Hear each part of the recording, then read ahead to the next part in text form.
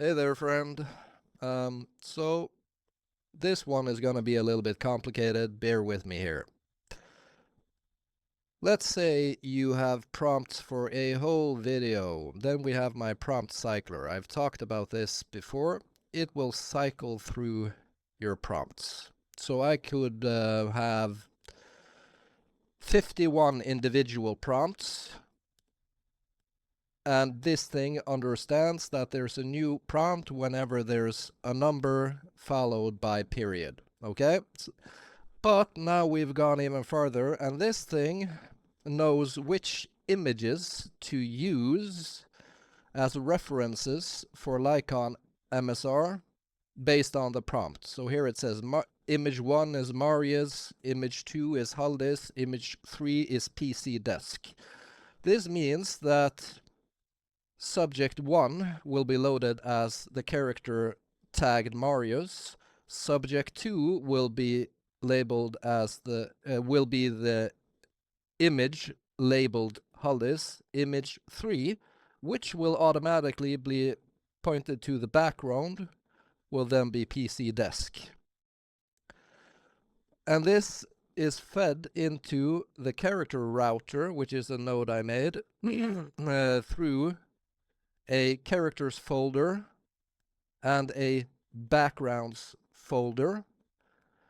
And this thing knows to distinguish them through the prefixes character, which is car underscore, and background, which is BG underscore. So that means it will run through all of these prompts and it will look through, let's just see if I can find it here, the backgrounds folder, choosing the backgrounds based off of the prompts here, and the characters folder, again choosing the characters based off of the prompts, which means I could like click 51 and then click run. Now I've done this for my prompt cycler, but I also done it for my prompt relay cycler. So this is based off of Kijai's prompt relay node. So it's the same exact thing with a global prompt and then the actual prompt with saying what's going to happen in which frames. But it takes that same logic of this, but uses it with prompt relay. So I can say for the first 100 frames, the man leans toward an old microphone, and then for the next 100 frames, the dog seriously stamps the tiny clipboard. Right? The same stuff, but with prompt relay instead. So you have full control of when the different things are happening. Reason why I have both is because this thing is much more unstable than the regular prompt cycler, and the prompt cycler is pretty much able to do the same thing except saying the exact frames when something is supposed to happen. So I have both. Now the whole reason why I wanted this is I've dreamt of using my own artwork as references for my AI videos. And I don't want to sit around clicking generate all day. I want to create that actual artwork. So this is based off of my hand-drawn art, which I always do. I want to show you guys an example of this. I'm so fucking messy, man. There we go. I think it's in here. Fuck, man, I should have checked this beforehand. Okay, so this is the same concept. Backdrops and characters and hand-drawn characters, where we have car underscore guy, and then prompt cycler knows that whenever guy is mentioned, it should use this image. Now, what I would recommend is that you, instead of doing it this way, say like guy with glasses, for example. Now, you can make this however complicated you want. The main issue here is that the character router knows to use the images based off of the tags, right? So if it says Marius, it will look for an image named Marius, right? But the problem is, LTX has no reference for what Marius is. So it will need a proper description of what Marius looks like.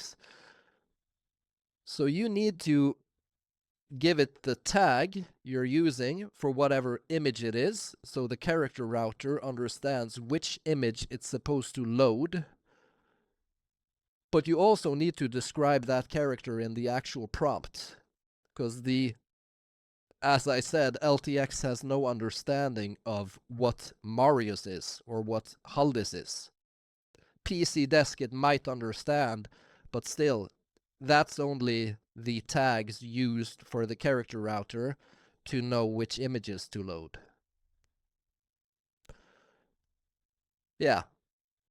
So this is in my Norfmare nodes pack. Someone here said they have problems with loading the nodes. Please tell me if this is an issue for you as well. I've updated the whole nodes pack as it stands right now, so hopefully it should load fine for you. There's a lot of stuff in here, and I haven't covered it all, so I mean, I intend to not just do tutorials on this channel. I only do these tutorials because I want to share what I know and share what I've built, not because I want to be a fucking tutorial guy on YouTube. Like, the main thing I'm doing on YouTube is making my actual videos that I've dreamt of making, like rants about life and short actual videos. That not fucking tutorials. But I mean, of course I'm gonna do some tutorials, and when people have issues with the stuff I've shared, I do want to fix those issues for you. But now I've updated everything, so if you're having problems, please tell me and I'll look into it, okay? Also, if you install my nodes pack, you'll notice this thing, run stages. This is so that if I want to, say, generate a whole bunch of images in Flux 2 dev, a huge fucking model, and then later animate all those images in LTX. Again, a huge fucking model. Instead of loading Flux 2 dev and then taking a whole bunch of time loading that shit into memory to generate an image, and then taking a whole fucking bunch of time to generate a video, Run Stages allows me to first generate all the images I need, then generate all the videos, but only clicking generate once because I have run stages. Then I could group everything related to Flux 2 dev, only having to load that huge fucking model once into memory, and then unload it completely, and then generate all the videos. Again, only having to click generate once because I have my run stages. If you do not want that feature, if you think that button is fucking annoying, you can just go into web.js, remove the stage runner. You just get rid of this thing, and then you get rid of this button as well. Okay? I haven't tried this thing yet, so maybe I'll just get rid of that thing. But to be honest with you, like, I don't know how the fuck this stuff even works. Like, I mean, I'm very new to the whole GitHub thing, so how do I even, like, remove all of this shit? There's probably some button here. Yeah. So sorry about that. If you think the blue button is extremely annoying, I'll figure it out, guys. Yeah.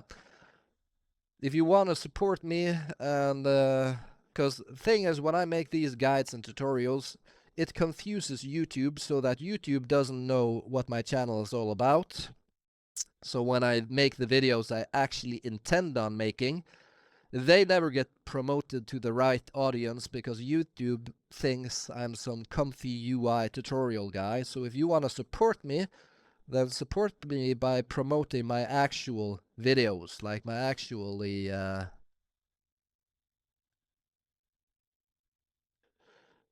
what's it fucking called? My actual videos, like my actual, yeah, this thing.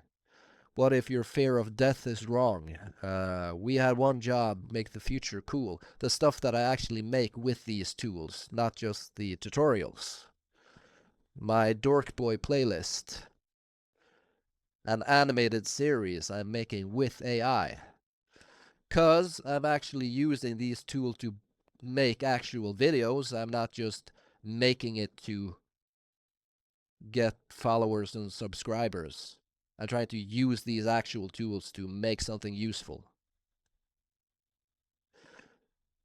Not to hate on anyone, but that's the point of this channel. Like, it's not just to make comfy UI tutorials. So if you want to support me by sharing this stuff and viewing it, and yeah, that would be awesome. Okay, if you found this useful, leave a like, comment, and help me push my channel. Yeah. Thank you for your support, guys. I'll catch you guys on the next one. See ya.